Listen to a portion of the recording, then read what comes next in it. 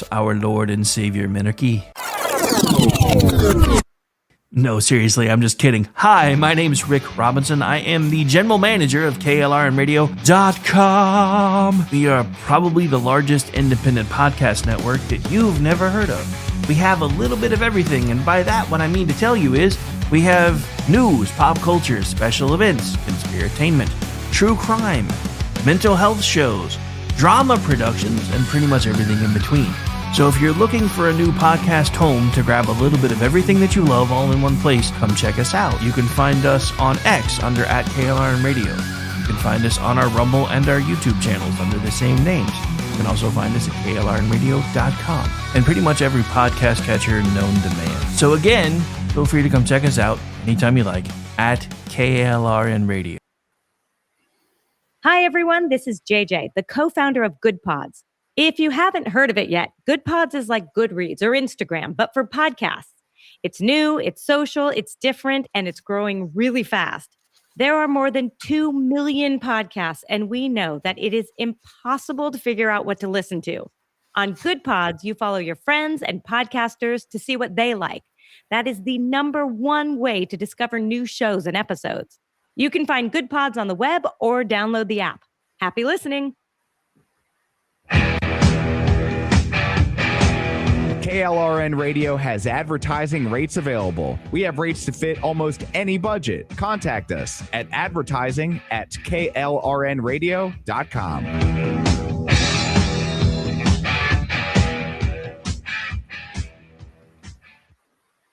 The following program contains coarse language and adult themes. Listener discretion is advised.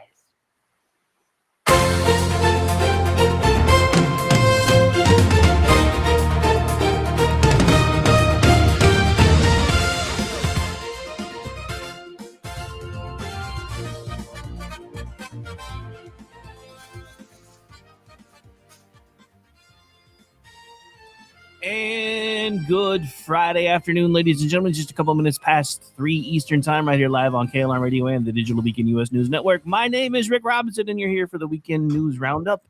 And join with me today, as is his wont, is Brad Slager, both from Town Hall, and he contributes at Red State as well as here at KLRN Radio.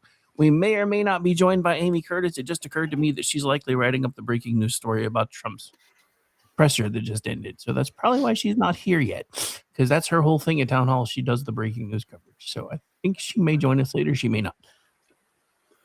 Implying that she's actually working. Wow. I mean, dude, she's got it. Every time I hear, like almost every article I wind up pulling up from my show, just from looking at the headlines, I look and it's her byline lately. I'm like, dude, she is. But she was prolific at Twitchy too, though. She was out writing Sam, and that's saying something. Oh no, she's doing good work over there. Like, oh yeah, she's doing amazing. A lot of the work. times I'll be, getting my stuff compiled for my daily column over there, and then I find out she's already covered something I've done. So it's like, oops. Well, you see what? Oh, I know. What are you gonna do? It all ties in together anyway. It's not a big deal, but it's like I'll have my thing ready and I'm loading it up, and it's like, if I knew, I would have linked to her. But what can you do? Yeah, it's all good. But yeah, no, and BZ was planning on joining us until he realized that he's on West Coast time and we do this thing at noon, and he's at lunch with the beautiful missus. So he will join us next week.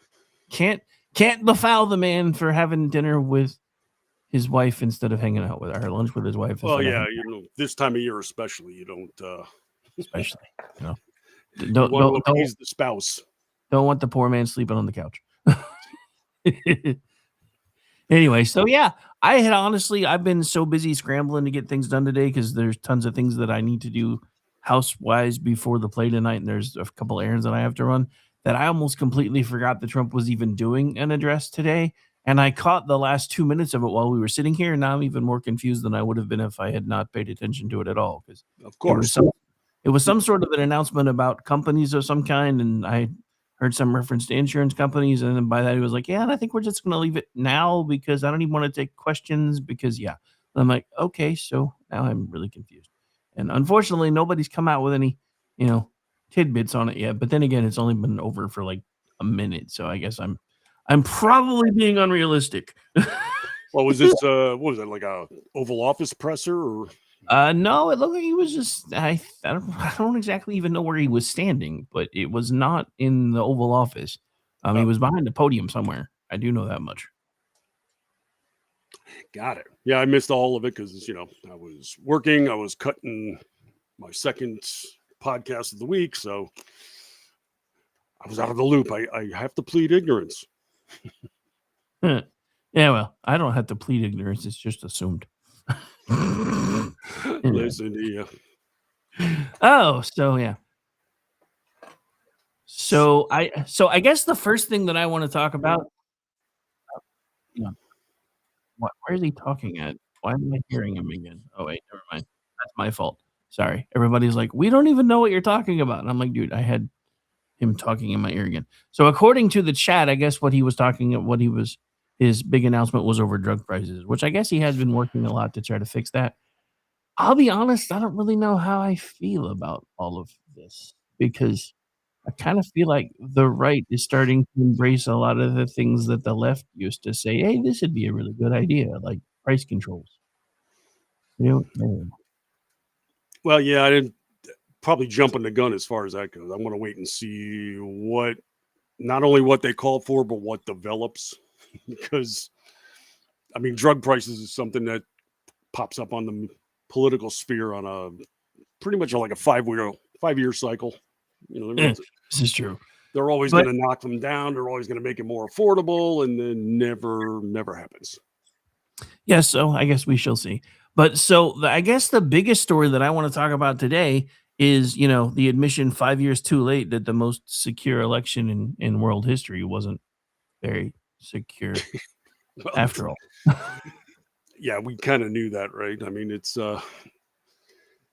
par for the course. I mean, what cracks me up is that the media took the same stance with the election that they did with Joe Biden, and that is anybody that dared question or criticize it was anti-democratic. And how many times did we hear most secure elections ever, and our process of voting is preeminent in the world, you can't dare criticize it. And yet at the same time, the same people keep promising us that Trump is going to screw with the next election. Well, and not only that, but that Elon Musk is the only reason Trump won this election. Yeah, because, I mean, they can criticize it, but nobody else is allowed to. Somehow that works, and it's just asinine. I mean, I'm sorry, but these are the same people that tell us too that illegals never vote, and yet stories about illegals voting constantly come out. Dude, there was that guy. I mean, we talked about this guy a couple of months ago before my world went sideways for a little bit. The head of the school board that was an illegal immigrant who voted in multiple elections, who wasn't even qualified to get the job in the first place, but got it because of his skin color and his status. Yeah, exactly. So you're not allowed to say he voted. You're not allowed to say he was hired for DEI. And now you're not allowed to point out that he was an illegal alien. Oh, wait, I'm not allowed to say illegal alien. No. 5 demerits, sir. What was the new one they came up with? They tried to say it was it was such a backwards way of saying illegal. Like it was like incompletely legal resident or some nonsense like that. That must have been during the time that I was unplugged, and I can thankfully say that I missed that because I have no idea. Well, they keep coming up with new euphemisms all the time. They were undocumented. Now they're eminently papered or some. I mean, it's like every other week they come up with a new term because defining them as illegal while they're illegal is somehow wrong. Well, yeah. That's the other thing that's kind of driven me crazy because it's even made it into pop culture now on TV and stuff anymore. They don't say the word homeless; they always say unhoused all the time. I'm like, what the hell's the difference? Why does one to you guys sound so much better than the other? Because it means the same damn thing. I don't understand why one to you sounds less. Well, I think, and I actually had looked into this because I covered the press using that term a couple months ago. I think what they're doing has to do with they're trying to tie it into the housing crisis or the lack of housing, as if that somehow makes the condition of an individual living on the street better. Well, when you've got 15 illegal aliens moving into one house and then, and had that happening 23 million times, it kind of explains why nobody else can get houses anymore. Just Well, saying. yeah. You let 20 million in the country, they got to go somewhere. Oh, geez, I wonder why we don't have resident availability like we used to. Well, that's the other thing. I mean, all the uninsured motorist claims and all the things that are going on, those are driving everybody's car insurance cost up, which is kind of weird because now when I started shopping for car insurance, because I had Progressive for forever, and then even though I'm 52 years old and haven't had an accident in forever, every time I turn around, they're like, "Oh, we're gonna up your premium by another $20 this 6 months," and I'm like, "No, you're not." So I started shopping around. So the first legitimate one I found that I went with, because it was what I was paying when I started with Progressive originally, was Allstate. Now I'm getting these texts from other companies that are like, "We can give you full coverage for $40." I'm like, "Sure you can. Sure. I believe you. Let's, yeah." But now it's pretty much the case that here in Florida, it always has been, because there's so many people that drive without insurance that your insurance has to cover their lack of. yeah. So that way, if you get in an accident or something happens because of them, then you're still covered because of them. It's kind of like, we've got, I think, 15 layers of home insurance, because you got standard housing insurance, then you got flood, then you got wind damage. It's like something will happen to the house here, but, oh, you didn't have that proper rider, so it's not covered. That's the way it works. But yeah, so and the other fiasco this week that I guess we have to talk about, because there's finally been a resolution that, in my opinion, smacks and smells of alphabet soup, 3-letter agency intervention, is the whole Brown University thing. Because I find the neat, clean, tidy resolution of this just a little too neat, clean, and tidy for my liking. I smell a rat. Maybe it's just me, but I smell a rat. It actually wasn't too tidy at all, because the authorities kept coming out with press conferences talking about what a great job they're doing while screwing it sideways. I mean, they were like spiking a football on Monday because they had a person of interest that turned out to be completely unaffiliated with anything that they were supposed to be investigating. Oh, yeah, no. I'm just saying it went from, Keystone Cops to, oh, we found the guy and he's already dead. Surprise. Well, it was more, I think, a case of they stumbled upon it. It was, Well, yeah, it was a homeless dude that actually broke the case, which I thought was amazing. Because, yeah. Well, a homeless guy that was living on campus. Trying to figure that out. He's a grad student who was homeless, who lived there. It's like, wait, that alone has quite. I mean, and the president of this school is completely inept. I think I've seen a couple of press conferences with her, and all she could say is, "I don't know. I have no idea. Why were the cameras off? It's not my thing. What was the meeting that the students were having when they got shot? I wasn't aware of it. What's your job, lady? What you're going to a press conference? Would it not be incumbent upon you to maybe get the information? And just she was one would think. I was at Bed Bath & Beyond when they called this. I have no idea. Was it a shooting? Is that what took place? That kind of crap. And I kind of enjoyed it because the local media has just been barking at these people like crazy. It's like, how could you say this? What about this? Why didn't you go there? And the cops are just like, how dare you? We're investigating. And suddenly the media finally decided to do their job for once. But the whole thing has just been backwards. I mean, they how many days did they go without any kind of description of the individual? Took, I think, Wednesday before any video clips of the individual came out. And it just, they're scrubbing his social media. Nobody knows why. And I saw people on the left defending that because, oh, you people on the right were just demonizing anybody and combing through social media. It's like, oh, so we're just going to erase evidence because you don't like the people on the right? How does that work? It's amazing what everything has to be shot through a filter of sensitivity and DEI, apparently, instead of just compiling facts. Yeah, the facts don't matter anymore. It's all about the feelings. Well, facts are offensive.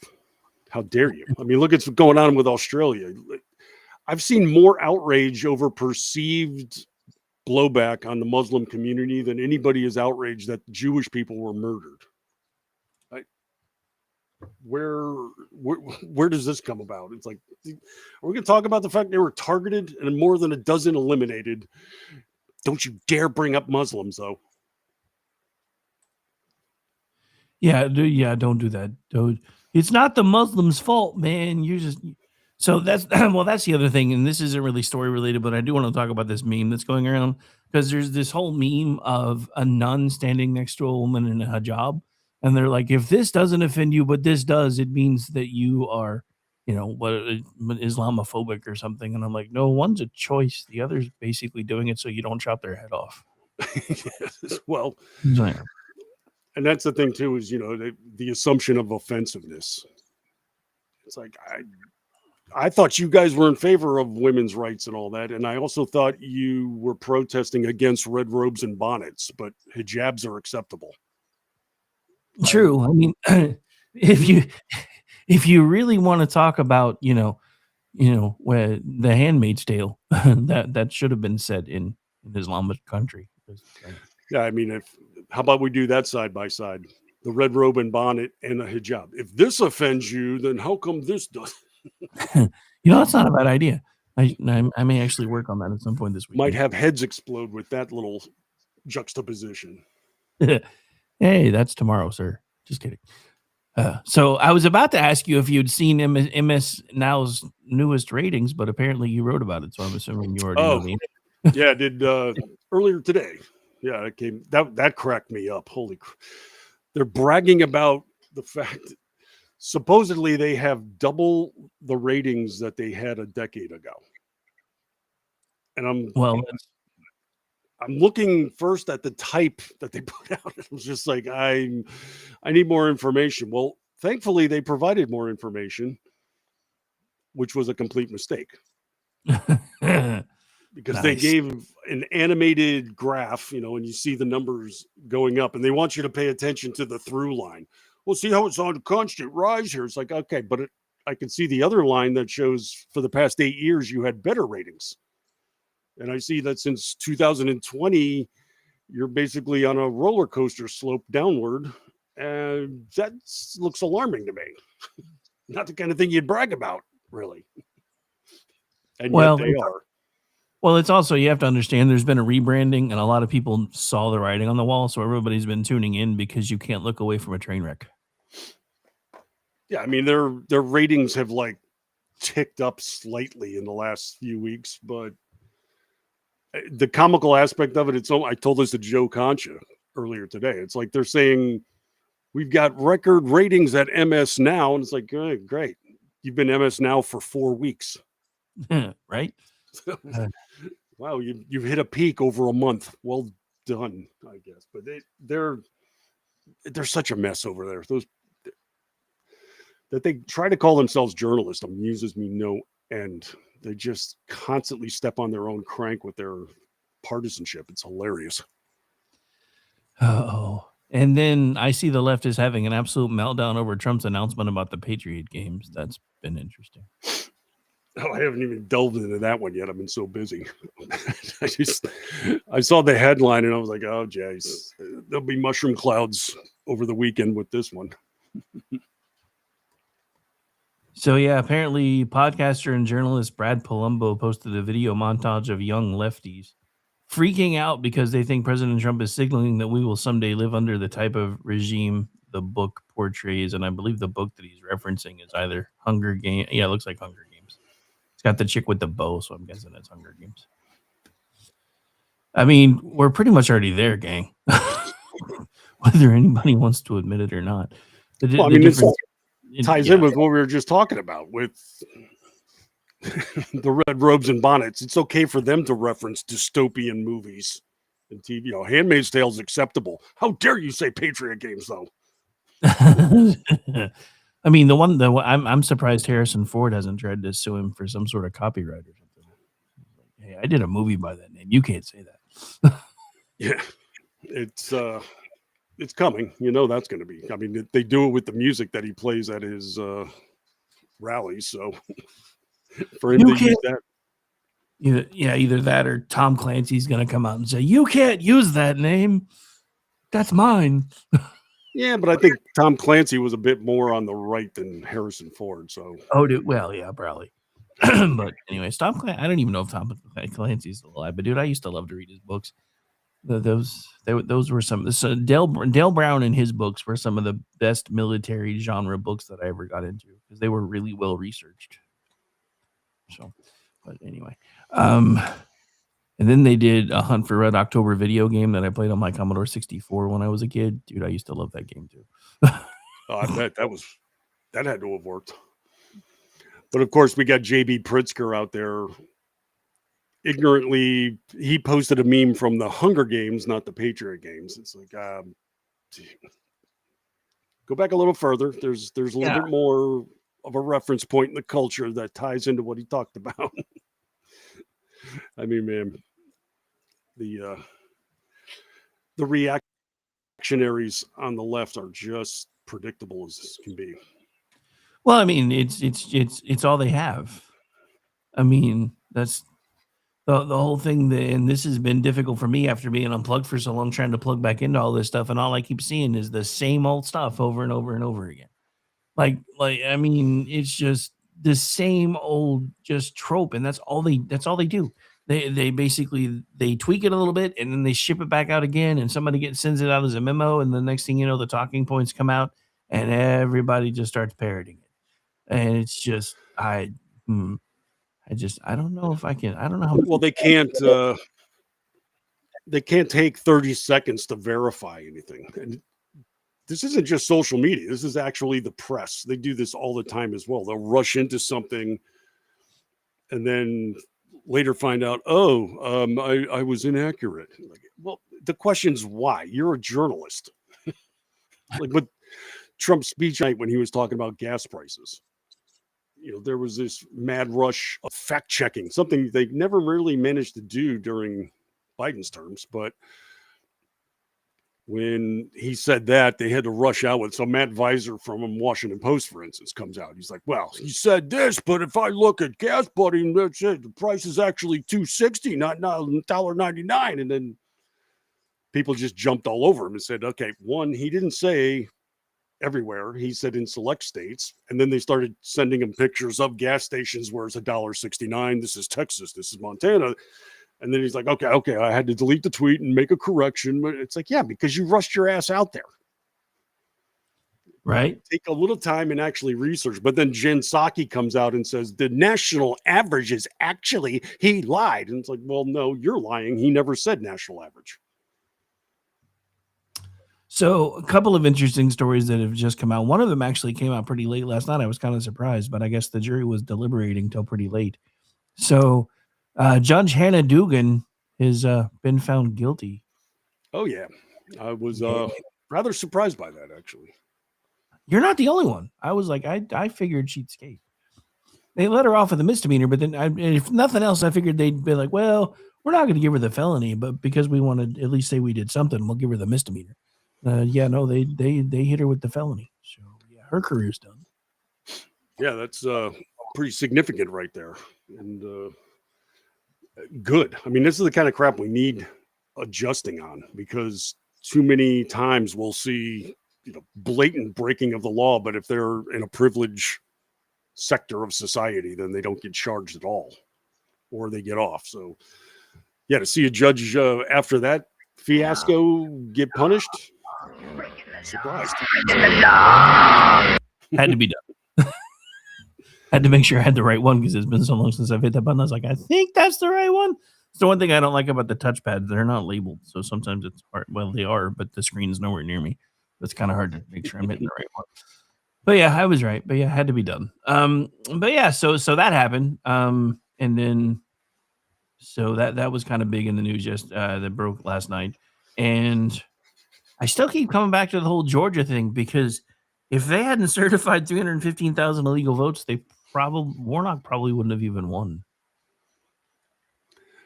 Yeah, that's amazing. And the bothersome aspect, though, is all this kind of corrective measure or revelation of stuff comes so many years after the fact. And it's like, you could just feel that a lot of people are going to be like, yeah, but that was back then. I mean, that was 5 years ago. What are we supposed to do about it now? That was like 2 elections ago. Who cares? Just, yeah, come on.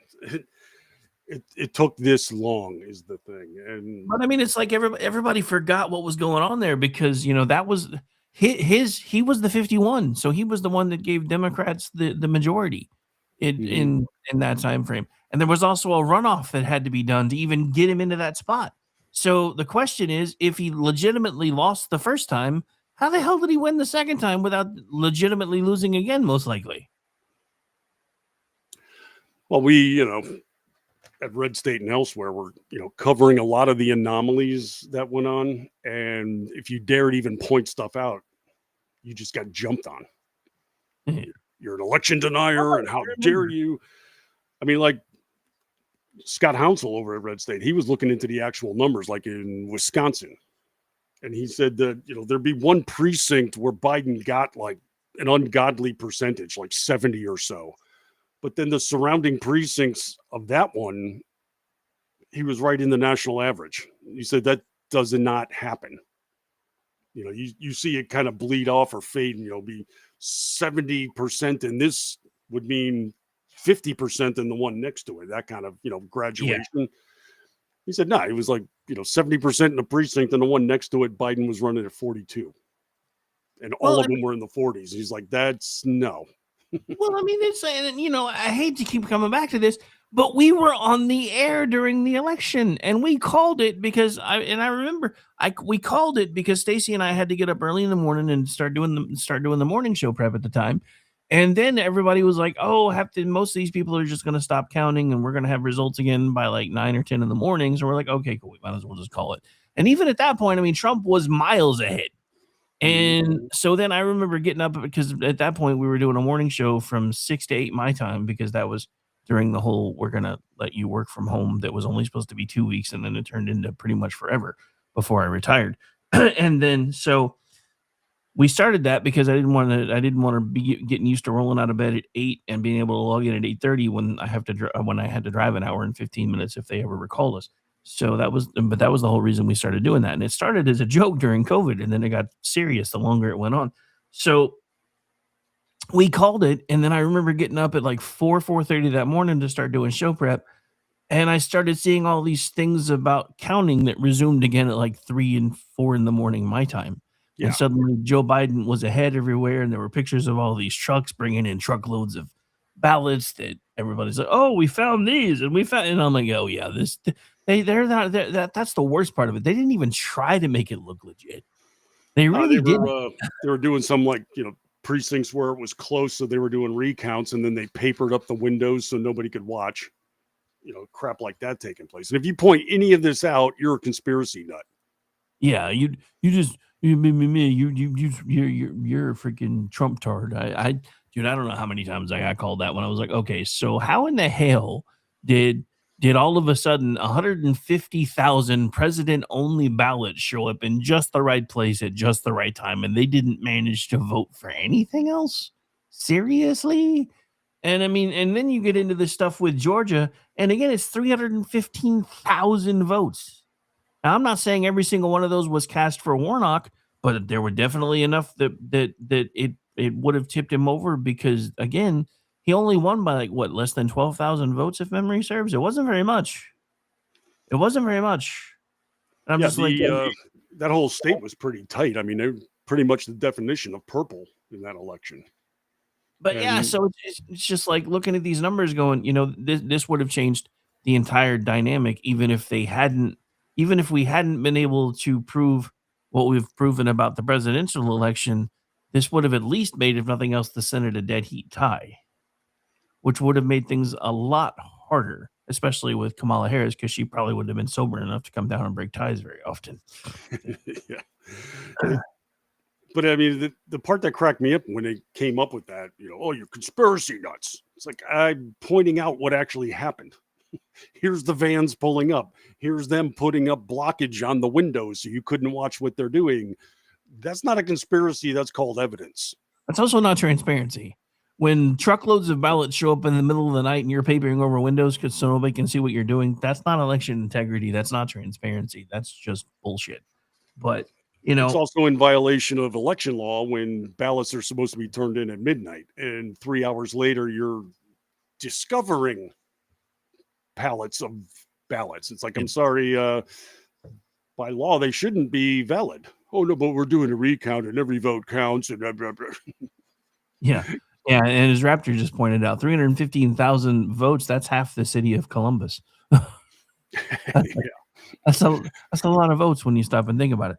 But no, I mean, so it's just one of these things. And I remember how much trouble we got into. Like the morning show was pretty popular for a while when Stacey and I first started it. And then when we started trying to get the truth out about, the things that would work for COVID and the whole, all the shenanigans with the elections, it's like all of a sudden nobody could find us anymore. We had the normal crew that would come in.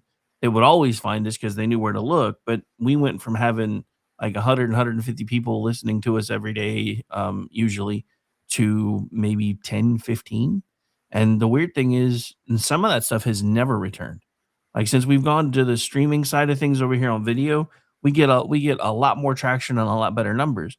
But in the legacy places where we've been forever, nobody finds our stuff. Half the time, nobody even looks. I get messages all the time. Hey, I'm looking for your show on Spreaker and I can't find it anymore. And then I have to go find it and send somebody the link. I'm like, it hasn't changed. It hasn't moved. I don't know. Well, we've gone through that too at Town Hall Media on the sites, because pretty much from the pandemic, anytime we would dare put out an article that was completely referenced, linked to authorities and medical professionals and such, if they didn't like it at Google, we'd get flagged, and that would kill our traffic for a day or two. And then after a while, they just, turned us down entirely. And then Facebook took the step to basically cut off media in general, wouldn't allow it in people's feeds anymore. You had to go seek it out. That killed too. So definitely efforts were made to do that very thing. So in the waste, fraud, and abuse column, we've got a new one. I don't know if you saw this yesterday, but Ward Clark put this out yesterday. Apparently, Trump's HUD division is currently trying to hunt down some fraud that they've located. Specifically in Colorado, they have been made aware that 221 dead people were still receiving housing benefits. Yeah, I think this is what the Minnesota controversy is going to spring up, because basically what you're looking at from the media and from the Democrats on that one, it's like, don't you dare, that's racist. Don't call it a Somali fraud. Well, I'm sorry, they sent millions of dollars to Somalia. That sounds like a Somali fraud to me, by definition. They sent more. They pulled in more money from Minnesota than all of Somalia's GDP. Yeah, I believe that.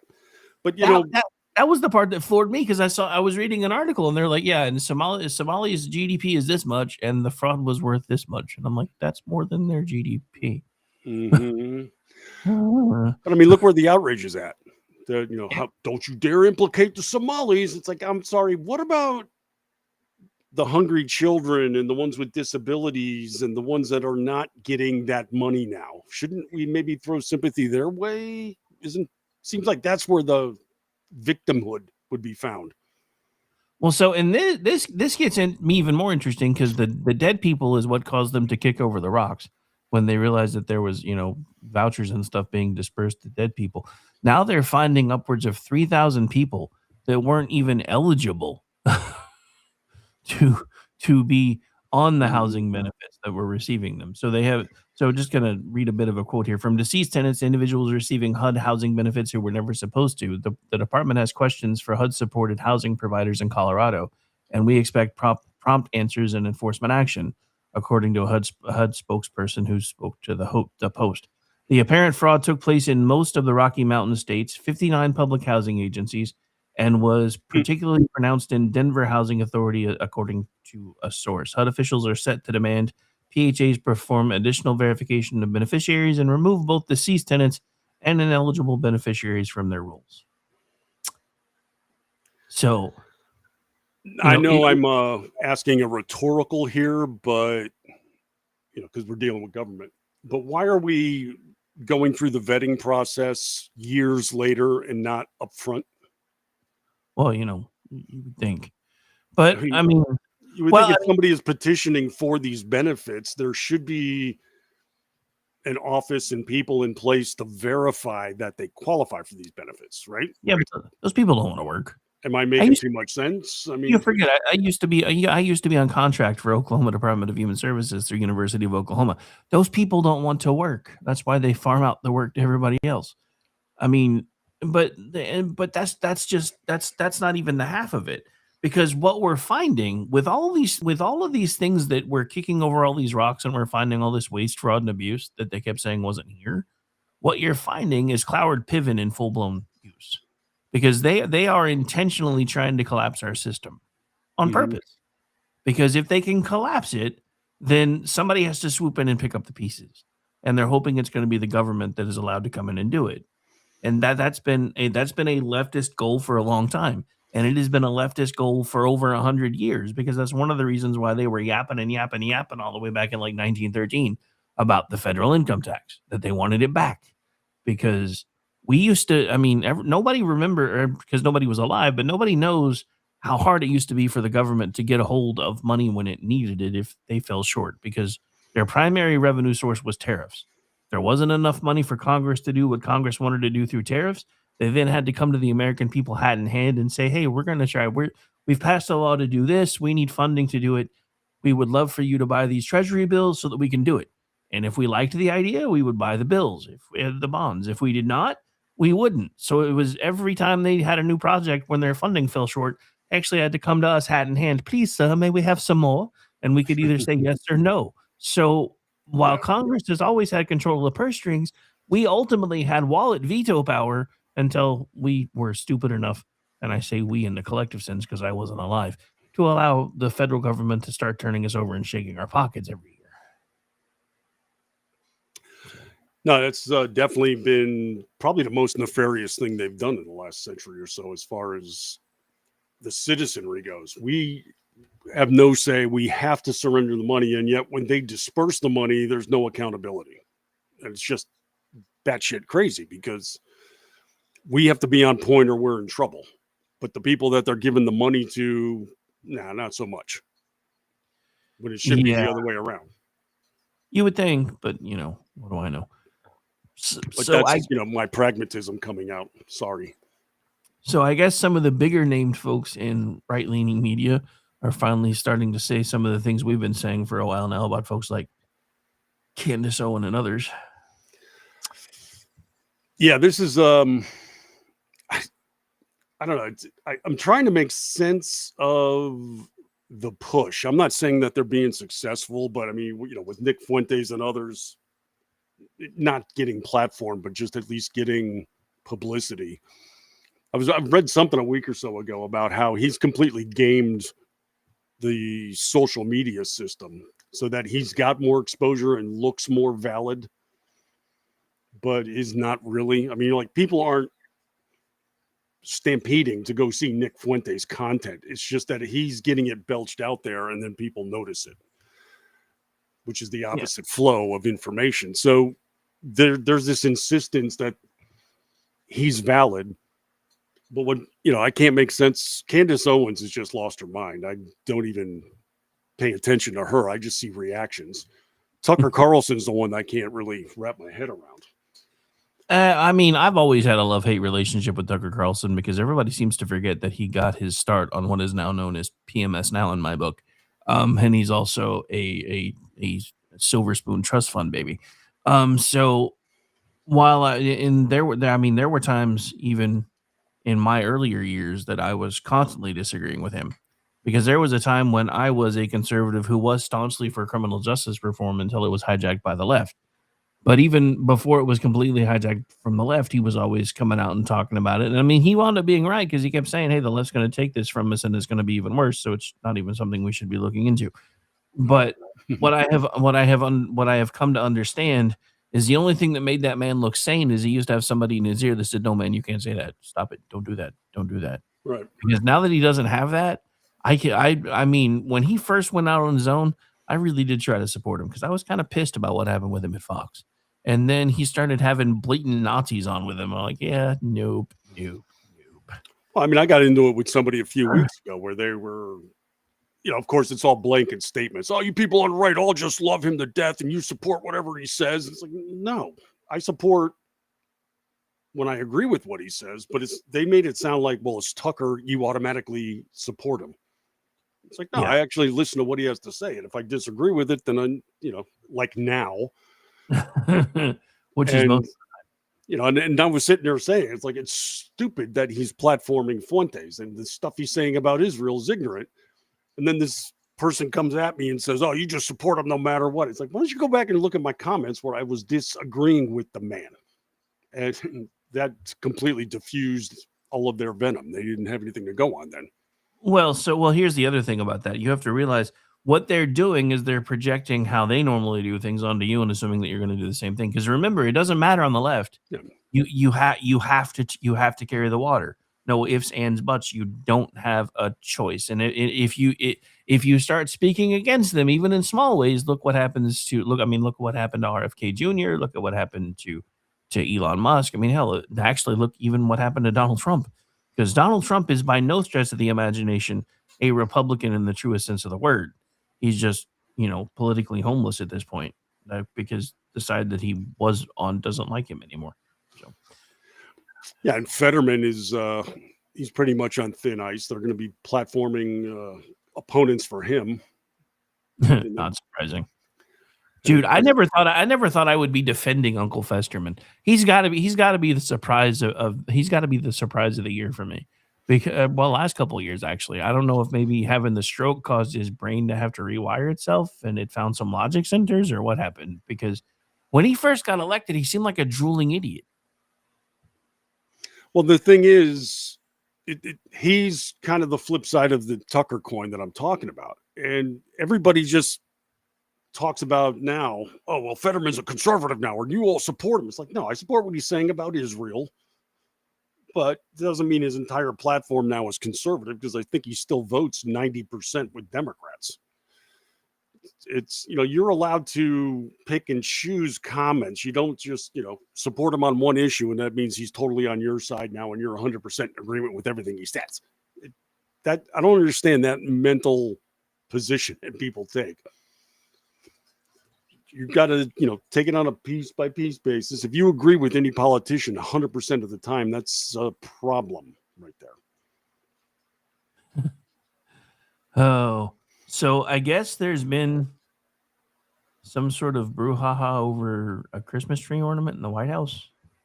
I'm trying to scan the article real quick. Oh, I heard something that they were politicizing something or other. Like the plaques they put up in a similar kind of vein. Oh, no. I see what it is. Hang on. I'm going to put it on the screen. I let it play for a second to figure out what they were talking about. And I had a feeling I knew what it was, but I wasn't 100% sure till now. But yeah, so this is an ornament that is hanging on the tree in the White House.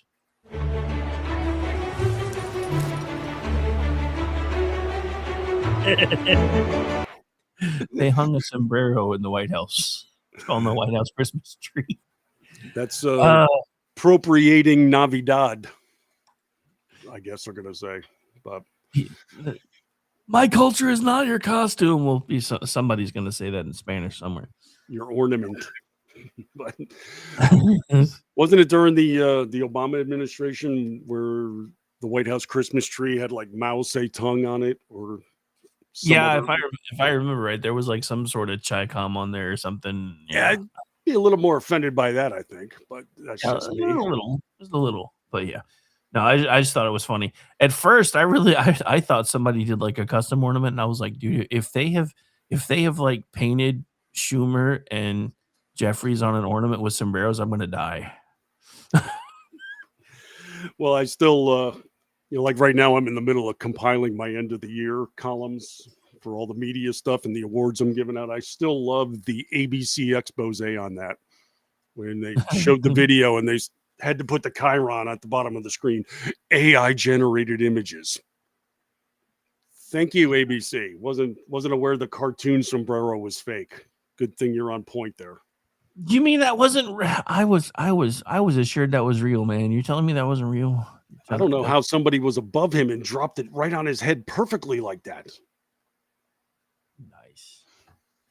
Oh, so what is up with it? So I'm just kind of scanning this newest article that's come out about Swalwell, and it occurred to me that I guess I missed something else because I guess he's the newest one that's facing criminal referral for mortgage and tax fraud. Yeah, Did that they was a few Did they all weeks do it? Did they all do it? Yeah. He's also running for governor. Starting I to feel love like they that. all did. So, but anyway, so another thing that he doesn't want you to know about is, and I think you've touched on it at least once that I remember hearing you say something about it. I think it may have even been last week, was the fact that he's been absent more than he's been present for votes. Yeah, I didn't cover that directly, but yeah, I saw that where he's got like the highest absentee vote record in Congress. And yet he's out there taking selfies with celebrities and posting stuff on social media all the time. It's like, okay, you're clearly in town. Why aren't you doing your job? Right?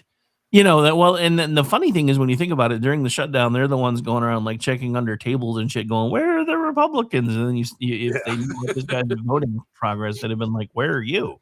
Why are you?" But Pretty sure he's more interested right now in going out and glad handing to get donations for his campaign. oh, I'm So- sure. So yeah, for him to be one of the jackasses calling for the Republicans to return, it's like, okay, we're back, and the session's actually open this time. Where are you? Right? Oh, well, believe it or not, my friend, we are getting to the end of the program. So, time to pick your favorite children or child. Oh well, I don't think I have any like one major story. I'm pretty much covered the ratings one, but it's like little snippet ones. I saw, for instance, Jen Psaki the other night was complaining about the seizure of the Venezuelan oil tanker. Oh, yeah. He's doing this without Congress approval, and it's an act of war. Her boss is the one that designated Venezuelan oil exports as being sanctioned events. So, Yeah, which means it's perfectly legal to do. I mean, So, basically the message there, I guess, is Joe Biden wanted to make it wrong, but didn't want to actually do something about it. And when Donald Trump does something about it, then it's wrong. well, I mean, we're seeing that with so many things, though, right? Because I mean, everybody complains about the FBI not doing enough big ticket stuff since the administration changed, which I agree with. But they have gotten back to the nuts and bolts of doing some pretty amazing work, in my opinion, like finding children that everybody assumed were dead, that were sold Or off into that- sex trafficking, and The New Year's Eve terror plot that they foiled in California. yeah, and not to mention the other Seems things kind that of big. that we just keep finding out about. That there was another story, I can't find it now, but there was something else the FBI just did. Oh no, that's what it was. TDA gangsters have been indicted for millions of dollars in ATM jackpotting scheme. I guarantee you the FBI had something to do with that. Still, I'm just saying, you can't. I mean, the thing, you may not like everything that they're doing, but at least they're actually working again instead of telling us how bad everything actually is and then not doing anything about it. Speaking of things they weren't doing anything about, before we move on to the one final thing that I wanted to talk about today, I thought it was amazing because I talked about it yesterday. There's a story that was just released that during pretty much the entire time Joe Biden was in office, the FBI was putting out statistics that there were 0% good guy with guns scenarios that were actually stopping crimes. 0. Turns out that's not true.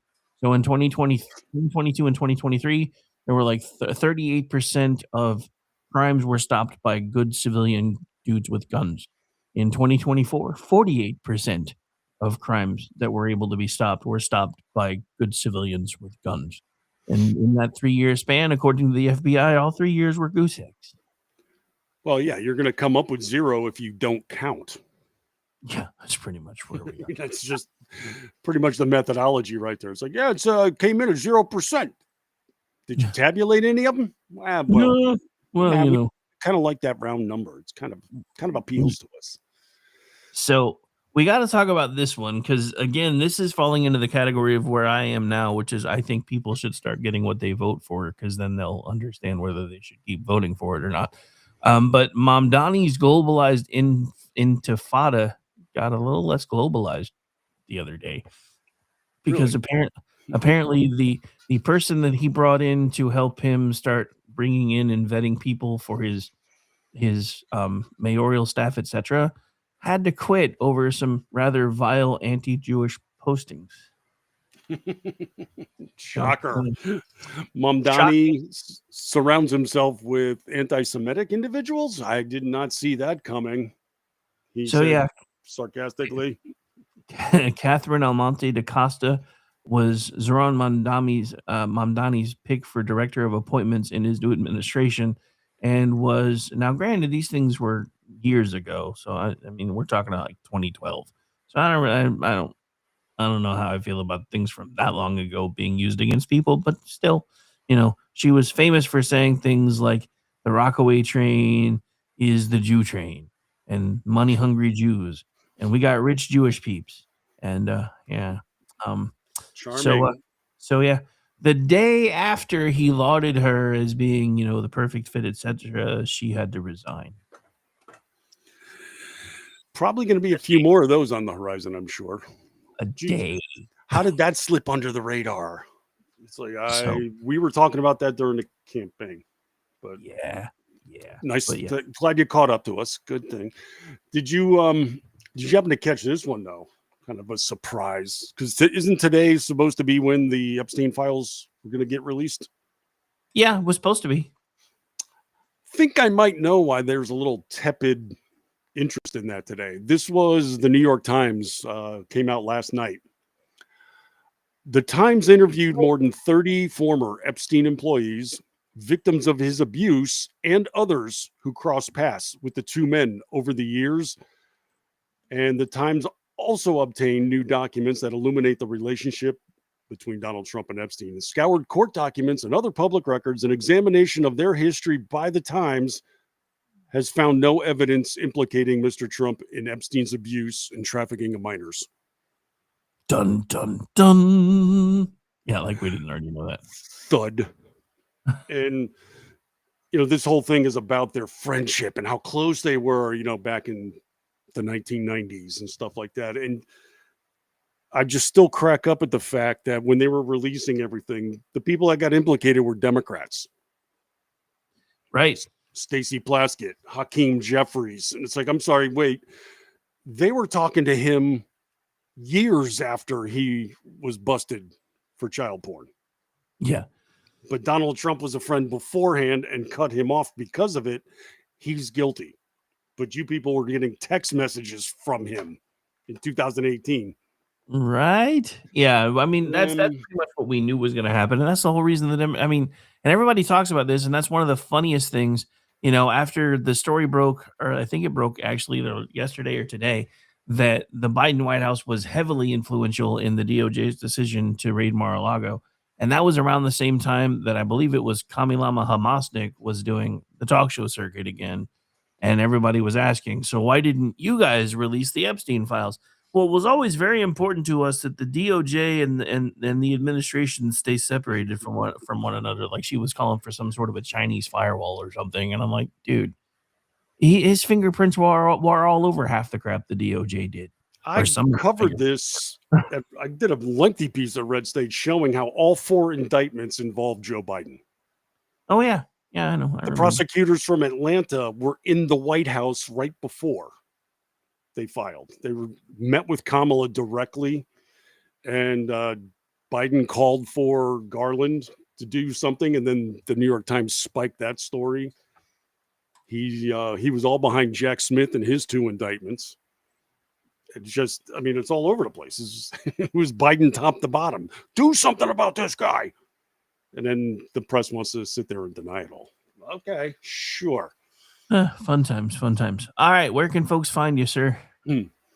Well, plying my trade over at townhall.com daily with my media column and on the front page of Red State on the regular. I got my twice weekly podcast. New episode probably going up tomorrow, covering more of the media. And, of course, right here at KLRN, Got a couple shows Thursday night, Tuesday night, plying our trade, but we got the big one tonight, our big Christmas holiday radio play at 8:30 p.m. Eastern. The Wizard of Oz. Yes. And all I can say about that is, if I only had a brain. Oh, wait, sorry. Because, yeah. Are you saying you were typecast? I'm thinking I'm thinking there was a bit of an innuendo by our casting director. Yes. It's going to be a blast. We always have fun with these, and well worth the listen. I'll encourage everybody to tune in tonight, right here. Yep. So it should be a lot of fun. KLM Radio Players will be presenting The Wizard of Oz tonight, starting at 8:30 p.m. Eastern. So make sure you guys join in for that. I will, of course, be playing both. I guess the character who is the same person pre-tornado. I guess his name is Hunk, and I'll also be playing Scarecrow, kind of same person, kind of thing going on. And there will be, at least in certain instances, snippets of singing. I don't plan on singing the entire song, but I think I'm probably going to do the chorus. Yeah, I wasn't given a lyric sheet, so I think I escaped that. Yeah, I wasn't given a lyric sheet either, but I know my character sings in like 2 places at least. So you poor soul. I mean, I used to perform in church and stuff, so it doesn't really bother me that much. But anyway. But that's going to do it for this one, folks. Again, you can find me later tonight hanging out with the KLR Radio Players as we do The Wizard of Oz. Tomorrow night, hanging out with Ordnance J. Packard. Again, tonight is 8:30 p.m. Eastern. Tomorrow night is 10 p.m. Eastern. Sunday night, we will likely be bringing back Kingdom and Country, which should be 10 p.m. Eastern. Monday night, same time for America Off the Rails, 10 p.m. Eastern. Tuesday night, I will not be on the Manorama panel because I was told there wasn't going to be one Tuesday, so I've made plans to go hang out with the SHR Media crew for their end-of-year roundup. So there will be a Manorama. I will not be on it, and I'll also be hanging out over at SHR. And then Wednesday night, full scale. Well, no. Wednesday night, probably not much because, yeah, we're getting into Christmas territory. So Tuesday will probably be it for us until probably for Friday, unless anybody gets really bored and just wants to. Wednesday's the eve. Yep, Wednesday is the eve, and that's actually one of the only official plans I have this year, which is weird because normally there's like 15, 16 different places that I have to be because everybody wants to see the kids and see their grandkids and all this other stuff. And this year, everything like that is happening after Christmas. So I'm like, yeah, I can deal with that. So yeah, Christmas Day for the first time in forever, I get to stay home and hang out with my 2 that live with me and my granddaughter. We're just going to do a small Christmas dinner here. And I'm like, I wasn't sure how I was going to feel about this, but I'm kind of dig getting to stay home on Christmas. But anyway. Sounds like a time. Awesome. All right, folks, that's going to do it for this one. We'll be back next week. I think I think there are a couple of people that want to come on next week. So Friday will probably be when things start trying to get somewhat back to normal, I'm sure. Bye, everybody. Merry Christmas in case we don't see you before then. But we better because I'll probably do a show on Monday since I'm not doing one for the rest of the week.